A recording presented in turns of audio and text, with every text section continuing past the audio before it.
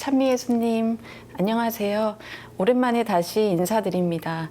지난 시간에 3주에 걸친 토마스 머튼 신부님의 관상과 명상과 그 다음에 기도에 대한 강의 잘 들으셨나요? 저는 개인적으로 정말 많은 감명을 받았습니다. 그래서 그 감명을 받고 다시 저도 새롭게 기도를 해보려고 했는데 사실 생각보다 쉽지가 않더라고요. 시청자분들은 어떻게 느끼셨는지 모르겠습니다. 신부님 안녕하세요. 네, 안녕하세요. 네, 반갑습니다. 네, 반갑습니다. 네, 지난 강의를 통해서 토마스 머튼 신부님의 그 하느님을 향한 기도와 명상과 관상의 여정을 정말 잘 알 수 있었고요. 네. 저도 개인적으로 감명을 많이 받았습니다. 그러면 아마 시청자분들도 궁금해하실 것 같아요. 그건 저도 같은 질문인데 네. 많은 분들이 그러면 정작 이 강의를 하시는 신부님께서는 네. 어떻게 기도 생활을 하시고 명상을 하시고 네. 관상 생활을 하실까 궁금해하실 것 같거든요. 네. 신부님의 그 변화를 설명해 주셨으면 좋겠습니다. 네, 뭐 토마스 머튼 신부님도 처음부터 이제 뭐 관상에 깊이 들어가신 것도 아니었고 처음에 이제 아주 초기 단계에서는 뭐 기도할지도 잘 모르셨었고요. 마찬가지로 저도 뭐 처음 여기 이렇게 수도복을 입고 수도자로 살아가고 있지만은 처음부터 하느님과 아주 친밀한 관계에 있었던 것, 또 하느님의 그런 신비를 제 안에서 발견하고 그랬던 건 아니었습니다. 또 저도 토마스 머튼 신부님이 기도에 있어서 모든 사람들은 초보자다라고 말씀하신 것처럼 늘 또 새롭게 매일매일 하느님을 만나가고 있는데요. 제가 처음 이제 기도에 대해서 체험을 하고 느낀 건 부모님으로부터였습니다. 네. 아마 우리 교수님께서도 네. 부모님과 함께 기도한 적이 있으셨을 텐데, 저도 어릴 때 이제 부모님께서 안셀모야 오너라 해서 같이 이제 제 동생들과 같이 기도하는데, 그 기도 시간이 왜 이렇게 길고 힘든지 막 온몸을 비틀면서 이렇게 기도하기 힘들었던 그런 기억이 납니다. 근데 이제 고등학교 들어가서 이제 성소에 대해서 이제 느끼면서 조금씩 이제 기도의 맛을 들이기 시작했고, 또 제가 이제 학교를 한 15분 정도 걸어서 다녔는데, 그때 이제 가는 길에 등교할 때는 매일 묵주기도를 이제 5단씩 바치고, 또 오는 길에는 조금 돌아오면은 그 성당에, 조그만한 성당이 있는데 그 3층 성당에서 매일매일 이렇게 성체조배를 했던 그런 기억이 납니다. 그때는 이 성체조배가 뭔지도 잘 모르고 그냥 그냥 거기 앉아 있는 그 시간이 참으로 네. 행복했던 그런 시간이 납니다. 근데 그 이후로 이제 수도원 들어와서 이제 전통적인 그런 기도에 대한 것들을 배웠죠. 뭐 성물도 하는 것도 그때 처음 이렇게 접했었고요. 그리고 또 여러 가지 뭐 묵상하는 시간들, 또 뭐 다양한 방법으로 기도에 대한 설명도 듣고 실제로 이제 배웠는데, 사실 처음 이제 뭐 관상기도라든지 명상기도를 배울 때는 제가 처음 알았어요. 30분이 그렇게 긴지를. 아마 여러분들 가운데서도 처음 이제 관상적인 그런 기도를 하신 분들은 10분, 20분 그냥 우리가 놀 때는 금방 흘러가는데 가만히 아무것도 하지 않고 30분을 앉아 있는 게 굉장히 어렵다는 것을 아마 체험하셨을 겁니다. 저도 역시 처음에는 그런 힘겨운 시간들이 있었습니다. 그리고 또 그 당시에 이제 어떤 관상적인 기도에 있어서 힘겨움 중에 하나는 제대로 어떤 하느님에 대한 그 깊이랄까 이런 것들도 많이 부족했던 것 같아요. 근데 살면서 점점 이제 하느님에 대해서 하나둘 이제 체험해 가는 과정에서 특히 더 이제 깊은 체험들은 자기의 무너짐 체험, 어떤 내가 아무것도 아니었구나, 정말 하느님 앞에 정말 아무것도 아닌 존재였다는 그런 것을 깨달으면서 점점 더 하느님에 대한 갈망이 생겨나기 시작하고, 내 힘 없이는 하느님이 없이는 내 힘으로는 하느님을 절대 찾을 수 없구나라는 것도 깨닫는 순간부터 조금씩 더 이제 하느님에 대한 더 깊은 관계를 갖게 되었는데, 특별히 이제 토마스 멀튼의 이제 이 관상 체험에 대한 것, 또 기도에 대한 그런 것들을 이제 읽고 또 느끼고 체험하면서 더 하느님에 대해서 가까워졌다는 생각이 듭니다. 근데 더 구체적으로는 이제 요즘 들어서는 이 기도하는 시간, 관상하는 시간은 내 이 인간적인 시간이 사라지고 하늘의 시간 속으로 들어가는다는 느낌이 참 많이 듭니다. 그래서 이제는 기도하면서 뭔가 목적하지 않고 그냥 있는 그대로 그 시간을 주님께 봉헌할 수 있는 그런 힘도 생겨납니다. 하지만 늘 이제 또 새롭게 그분을 만나가고 있고 또 그분을 체험해 나가고 있는 중입니다. 네. 그냥 돌발 질문인데 혹시 몇 시간 혹시 성당 안에서 앉아 계시고 그런 주로 이제 하시나요? 저희 수도원에서는 이제 네. 아침에 이제 아침 기도가 끝나면은 지금 부산 본원에 지금 네. 살고 있는데 한 40분 정도 묵상할 수 있는 시간이 네. 주어집니다. 그래서 아침 기도 끝나고 이제 묵상하는 시간 갖고요. 그 다음에 이제 아침 미사를 하고 그리고 이제 낮 기도 전에도 그리고 저녁 기도 전 또 끝기도 후에 저는 끝기도 후의 시간도 참 좋아합니다. 수도원에서는 끝기도 후에 이제 성당의 불을 다 끄고 대추묵에 들어가면서 조용히 이제 그분 곁에 머무는데 여러분들께는 하루에 한 20분 정도 혹은 30분 아침 저녁으로 이렇게 조용히 그분 곁에 머무는 시간을 갖는다면 참 좋을 것 같습니다. 봉헌된 시간이죠. 네, 세속적인 삶에 더 많은 비중을 두고 있다 보니까 아침 일찍 일어나서 뭐 아이들 보내고 아니면 또 학교 가고 직장 생활하고 그래서 또 저녁에 퇴근이 일정하지가 않잖아요. 네, 그럼 네. 또 어머니들은 또 아이들을 챙겨야 되고 학생들은 공부해야 되고 그래서 혹시 신부님께서 그 세속적인 삶의 비중이 더 많은 신자들에게 신부님께서 제안하고 싶은 네. 방법이 있으실지 비법을 좀 알려주셨으면 합니다. 네, 그래요. 뭐 사실 이제 일상에 바쁘게 살아가는 분들 가운데 이제 20분, 뭐 10분 명상할 시간이 없다고 하는데 사실 또 50분, 뭐 60분 드라마 볼 시간은 또 있거든요. 그래서 이제 나름대로 이제 각자가 마음먹기 다름인 것 같습니다. 그리고 아무리 바쁘다 하더라도 하느님 중심으로 살아가느냐, 세상 중심으로 살아가느냐에 따라서 내가 정말 하느님 중심에 있을 때는 하느님께 기도하는 시간이 가장 값진 시간이고 귀한 시간일 겁니다. 그래서 어디에 먼저 가치를 두냐가 중요한 것 같아요. 그래서 하느님 중심으로 삶을 살아갈 때는 10분, 20분 시간 내는 게 오히려 더 수월할 겁니다. 그리고 또 구체적으로 이제 제안을 드리고 싶은 것 중에 하나는 우리가 이제 매일 미사에 참여하시는 분들이 참 많으신데 미사 전이나 미사 후에 한 10분이나 20분 정도 조용히 그분 곁에 머물면서 뭔가 지향하지 않고 그냥 있는 그대로의 나를 내어 보여드리면서 저 같은 경우에는 그냥 주님 사랑합니다. 주님 사랑합니다. 혹은 주님 감사합니다. 이 말만 계속 되풀이합니다. 그래서 그렇게 그분 곁에 사랑을 고백하는 시간을 갖는 것도 도움이 될 겁니다. 물론 이제 구체적으로 이제 제가 피정 지도할 때는 뭐 자세라든지 호흡이라든지 뭐 그리고 이제 뭐 만트라의 사용법 이런 것들을 가르쳐 드리긴 합니다. 근데 그것도 이제 하나의 수단이고 방법이지 그게 뭐 절대적인 건 아닙니다. 하지만은 바른 자세로 이제 호흡을 가다듬고 또 생각을 가다듬고 주님께 집중하는 거죠.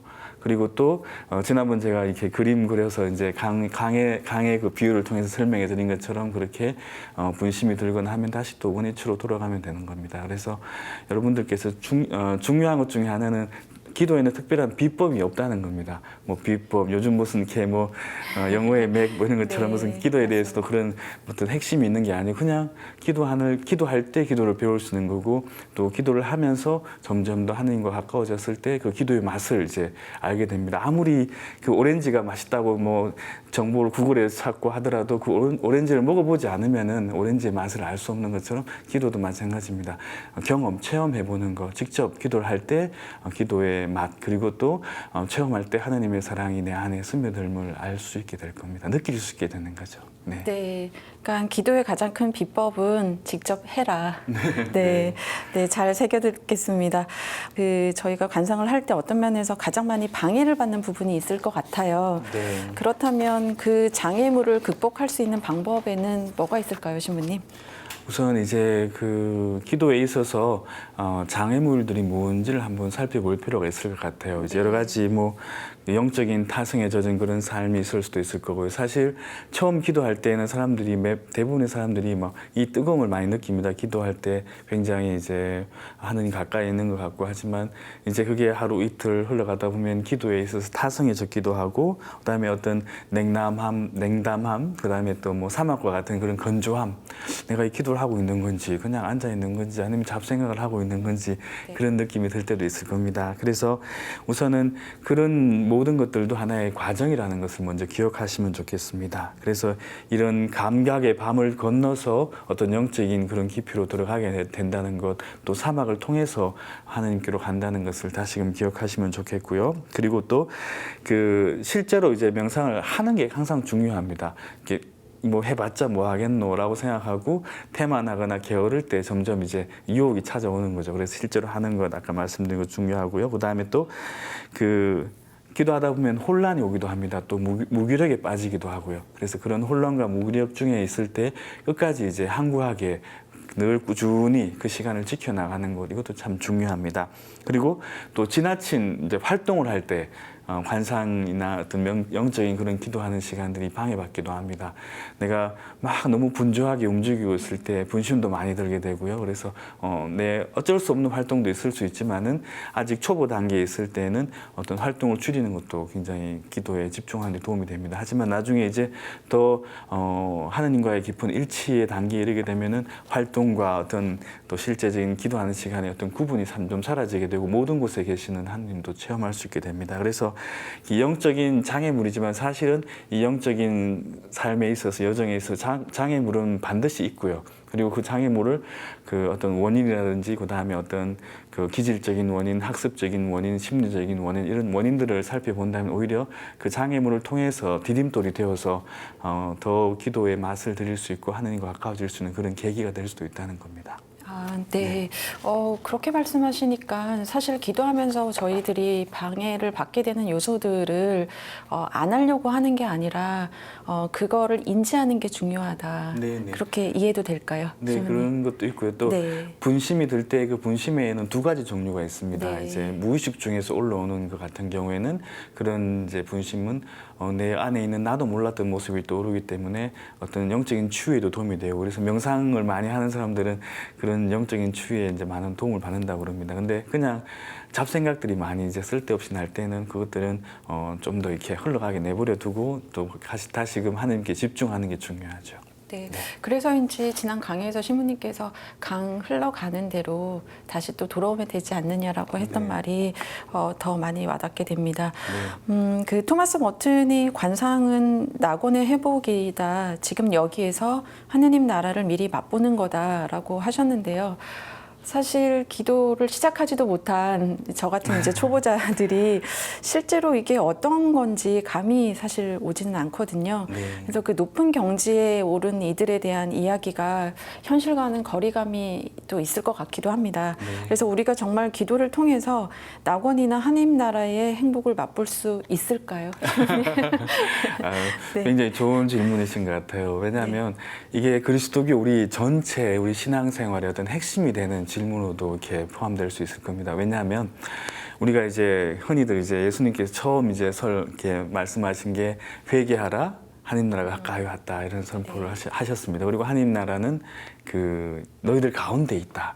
저 멀리 있는 것이 아니라 너희 가운데 있다. 그리고 하나님의 나라는 이미 너희 가운데 와 있다고 이제 선포하십니다. 그래서 그 우리가 하나님 나라에서 이미 하나님과 함께 살아간다는 것은 그 하늘 방식의 사랑을 배우고 또 예수님께서 우리를 사랑하셨던 것처럼 그렇게 사랑하면서 이 하나님과의 어떤 일치, 그 다음에 하나님과의 어떤 그런 만남의 어떤 기쁨을 지금 여기에서부터 사는 게 바로 천국을 사는 거고, 또 그게 바로 이제 하나님 나라에서의 어떤 우리가 이 세상에서 살아가고 있는 그 삶의 어떤 방향이고 목적이기도 합니다. 근데 우리가 흔히들 많은 경우에 이제 천국은 이제 죽고 난 다음에 도달해야 되는 것. 그래서 여기서 착하게 살아야지 천국에 가서 이제 지옥불에 빠지지 않는다는 거. 뭐 이렇게 이제 이해를 하다 보니까 이렇게 천국에 가라 그러면은 지금 당장 천국 가십시오 하면은 죽어야 되나 이렇게 생각하는데 사실 영적으로는 죽어야겠죠. 근데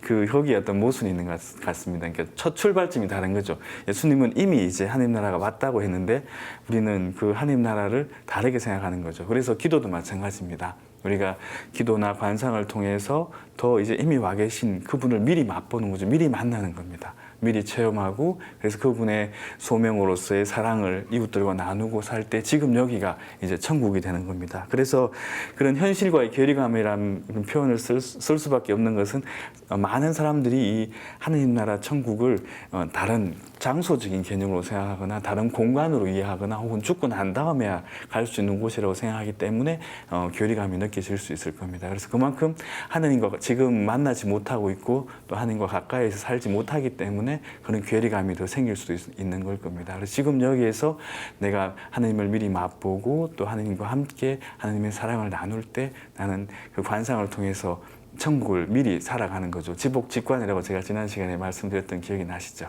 네, 그렇습니다. 네. 아, 네. 신부님, 그러다 보면 저희가 기도를 열심히 하고, 그러니까 이제 저희 표현으로는 이제 열심히 한다라고 할 텐데요. 그렇게 하다 보면 사실은 식별을 잘 할 수 있는 것도 굉장히 중요하다는 생각이 들었어요. 그 토마스 머튼이 명상이란 무엇인가라고 하는 책에서 관상이 자기 만족이라고 착각할 수 있다. 그렇기 때문에 정적주의자가 되는 것을 경계하라라고 하는 대목을 본 적이 있거든요. 그러면은 정적주의자는 무엇인지, 그래서 자기 만족을 기도라고 착각해서는 안 되는 그 구별점이 있는지 궁금합니다. 이것도 좋은 지적인 것 같아요. 왜냐하면은 그 관상과 정적주의 또 나중에 뭐 얀센주의 같은 그런 것들로 이제 17세기에는 굉장히 이제 혼란스러웠습니다. 근데 토마스 몰튼이 이제 이야기한 그 관상에서는 이 정적주의에 대해서 굉장히 이제 비판을 많이 하는데, 이 정적주의라는 용어를 모를 때에는 도대체 토마스 몰튼이 무슨 이야기를 하고 있는가라고 이제 생각을 할 수밖에 없게 되겠죠. 근데 정적주의라는 것은 모든 것은 이제 하느님의 은총으로 말미암아 이제 이렇게 또 하느님과의 온전한 합의를 이루었을 때 그걸로 충분하다는 겁니다.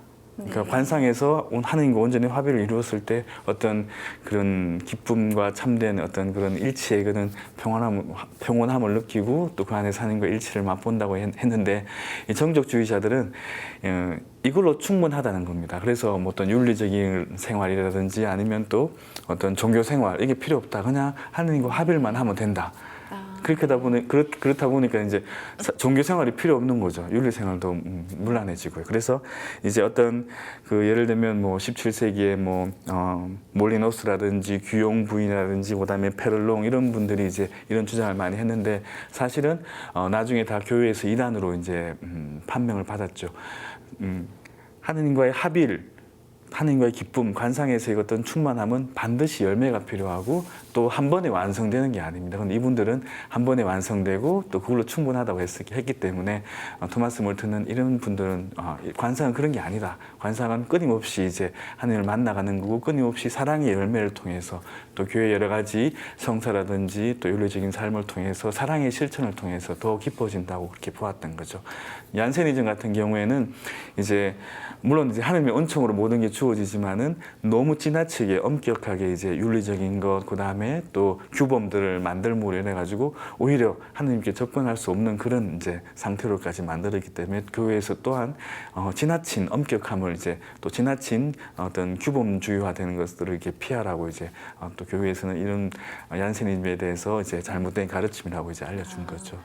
네. 그러면 정리해 본다면 그 토마스 머튼이 관상이라고 하는 것은 우리의 일상 안에서 이루어지는 건데, 우리의 삶이 곧 기도가 되어야 한다라고 하는 것이지, 어떤 그 규율주의나 신부님께서 말씀하신 것처럼 형식에 도취되어서도 안 되고, 또 하느님과의 합의를 이뤘다라고 하는 그 자기 만족에 그쳐서도 안 되고, 그 양쪽의 극단적인 거를 피하라는 것인 거죠. 교수님께서 이렇게 요약을 잘 해주셨네요. 네, 열심히 공부하고 있습니다. 신부님 덕분에요. 한 말씀만 더 덧붙인다면 이런 대목이 있더라고요. 그 정적주의를 피하라고 하면서 만일 그대의 명상이 하느님에 대한 어떠한 사랑이나 열망도 없는 전적인 공허함, 영적 혼돈이다. 그러니까 어떤 공허함에 빠질 수 있다. 이렇게 그래서 얘기를 한 것 같습니다. 신부님, 그러면 사실은 현대인들이 그럼에도 불구하고 기도를 매일 20분을 할애하기란 쉽지 않을 것 같거든요.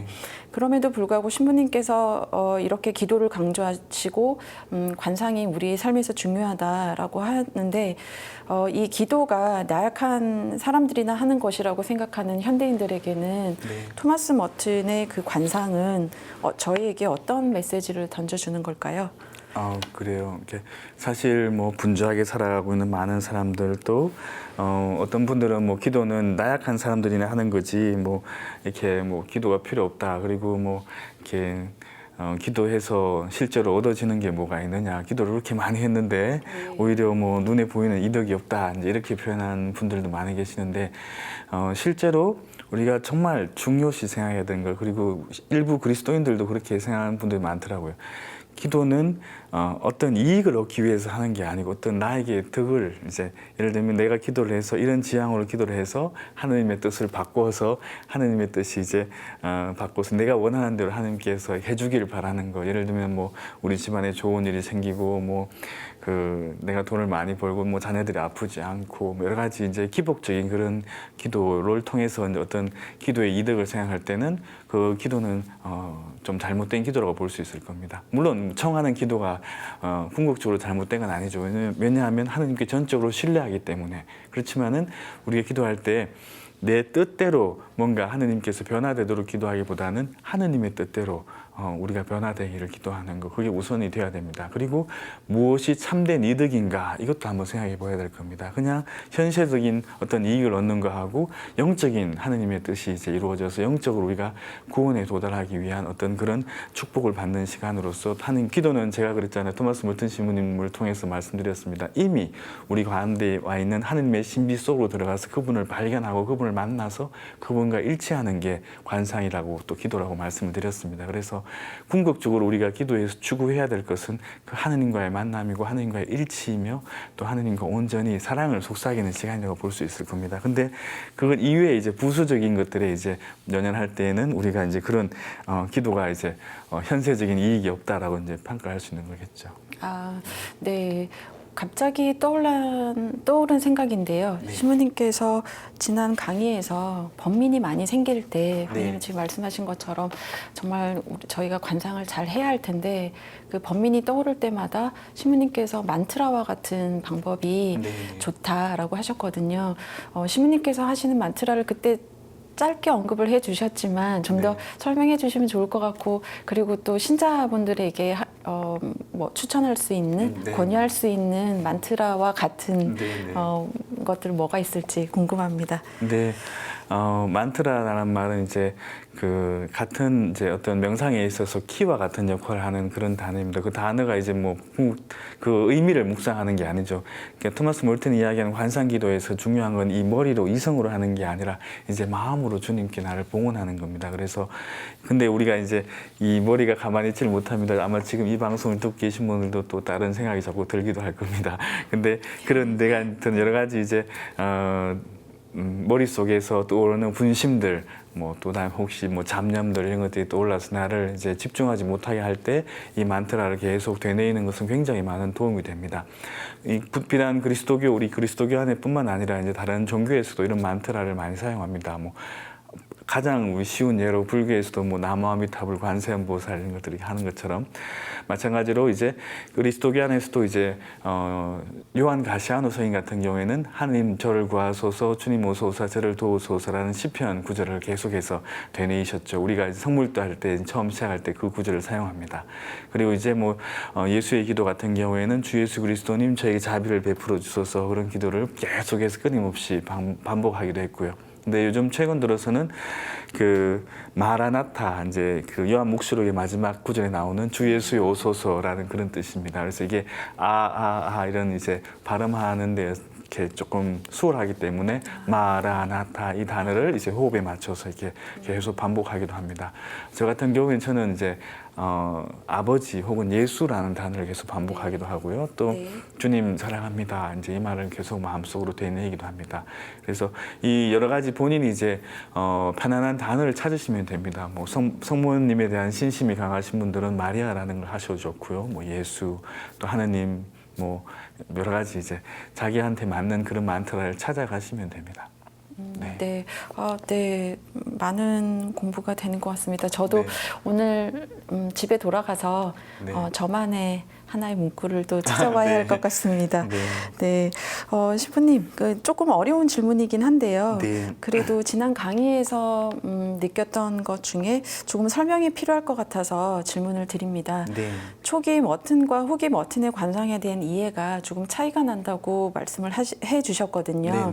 네, 구체적으로 어떻게 차이가 나는 건지 네네. 어렵지만 간단 요약해서 네, 쉽게 그래요. 전달해 주셨으면 하는데요. 네, 이게 제 이제 논문에 아주 길게 나오는 부분입니다. 네. 그래서 이제 토마스 몰튼이 초기에 쓴 책하고 그다음에 후기에 쓴 책에 나타나는 관상에 대한 이해는 굉장히 차이가 많이 납니다. 초기에 쓴 책은 굉장히 전통적이고 그다음에 뭐 토마스 아퀴나스라든지 그다음에 토마스 몰튼이 좋아했던 이제 십자가의 성요한 같은 그런 분들의 영성을 바탕으로 해가지고 수덕적인 관상, 뭐 생덕적인 관상, 뭐 이런 식으로 이제 구분을 하고요. 그리고 또 이 수덕적인 관상은 뭐냐 하면은 수동적인 관상이에요. 하느님의 은총으로 이 특별한 사람들, 특별히 이제 뭐 신비가라든지 그리고 뭐 수도승이라든지 이런 분들한테 이제 어떤 그런 은총이 내리면은 온전히 이제 하느님과 일치하는 그런 깊은 경지에 도달한다는 그런 표현이죠.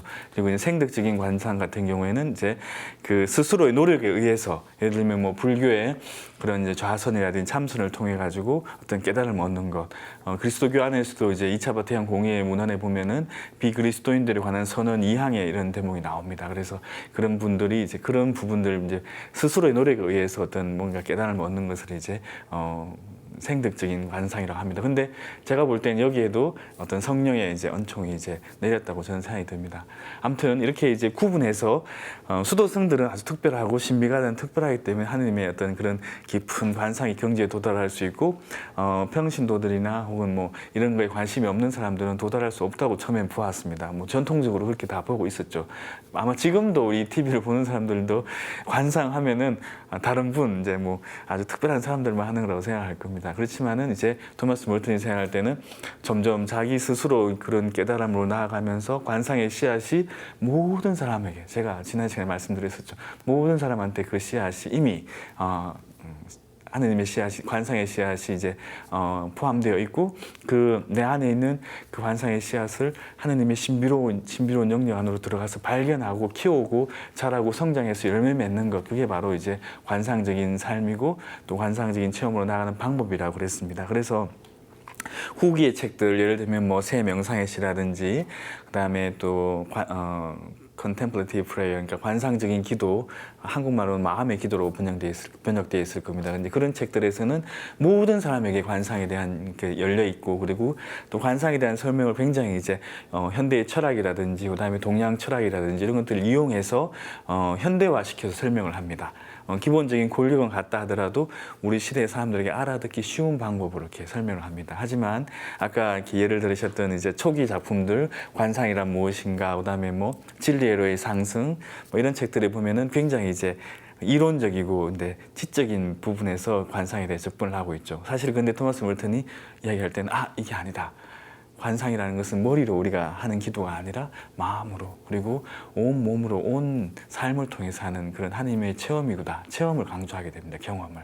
그래서 점점 이제 후기에 이르러서는 관상에 대한 이해가 더 폭넓어지고 또 종합하게 됩니다. 그래서 관상을 현대화시키고 그다음에 관상을 종합한 것, 이게 바로 몰튼의 어떤 하나의 공헌이라고도 합니다. 네. 근데 앞으로 네. 이제 우리 시대의 언어, 또 네. 한국 사람들의 언어에 맞게끔 또 설명해 내는 거, 그게 아마 또 제 몫이 아닐까 하는 생각도 듭니다. 네, 신부님 기대하겠습니다. 네, 관상을 통해서 하느님과 일치를 이루는 삶을 사는 사람들의 모습은 그렇다면 어떤 모습일까요? 사실 추상적으로 잘 그려지지 않거든요. 네. 어떤 모습일 거라 생각하셔요? 글쎄요. 제가 볼 때는 토마스 몰튼 신부님도 그러셨고, 또 제 주변에 계신 정말 영적으로 깊이 있는 분들의 이야기를 나눠보면은 그분들이 아주 특별한 분이 아니라는 생각이 더 많이 듭니다. 오히려 더 지극히 평범하고 사람들과 잘 어울릴 줄 알고, 그다음에 어떤 뭐랄까 부딪힘 없이 그냥 흘러가는, 마치 물과 같이 위에서부터 아래로 흘러가는 그런 평범한 모습, 그리고 또 겸손한 모습, 또 여러 가지 삶 속에서는 뭐 어려움이 있다 하더라도 하느님께 이제 의탁할 수 있는 모습, 그래서 굉장히 자연스러운 삶을 살아가는 모습을 이렇게 볼 수 있었습니다. 그래서 관상가로 해가지고 아주 뭐 특별하게 굉장히 고상하고 거룩하고 뭐 그런 분으로만 여긴다면 아마 그분은 진짜 관상가가 아닐지도 모른다는 생각이 듭니다. 관상가일수록 또 관상에 깊이 들어간 사람일수록 개방성을 띠고 또 다른 사람들에게 열려져 있고 사랑을 나눌 줄 알고 실천할 줄 아는 그런 삶인 것 같습니다. 예전에 제가 종신소원자 피정할 때 어느 신부님께서 이런 말씀을 하셨어요. 영적으로 깊이 나아간 사람일수록 손쉬운 사람이 되어갈 거다. 그러니까 편안하게 누구나 와서 다가와서 이야기할 수 있고 누구나 와서 자기 생각을 표현할 줄 알고 또 그 사람들을 받아들일 줄 알고 또 겸손하게 자기 생각을 수정할 수도 알고 그런 평범한 삶 또 그게 오히려 더 하나님께로 더 깊이 나아간 삶의 삶 사랑의 삶이겠죠. 끊임없이 이렇게 나를 내어줄 줄 아는 삶 그게 바로 관상가로서의 삶의 모습이 아닌가 하는 생각이 듭니다. 그렇게 말씀하시니까 저희가 각 성당에서 정말 말없이 이 본당 생활이 이루어지도록 말없이 뒤에서 도와주시는 그런 네. 분들이 오히려 정말 더 훌륭한 네, 관상가들일 네, 수도 그럼요. 있다는 생각을 하게 됩니다. 오늘 정말 말씀 감사드리고요. 그 시청하시는 모든 분들이 토마스 머튼이 얘기한 명상의 씨앗을 각자의 명상의 씨를 잘 틔워서 풍성한 결실을 이웃사랑 안에서 맺기를 기대하겠습니다. 오늘의 대담은 여기서 마무리하겠습니다. 신부님 좋은 말씀 감사드립니다. 네, 감사합니다.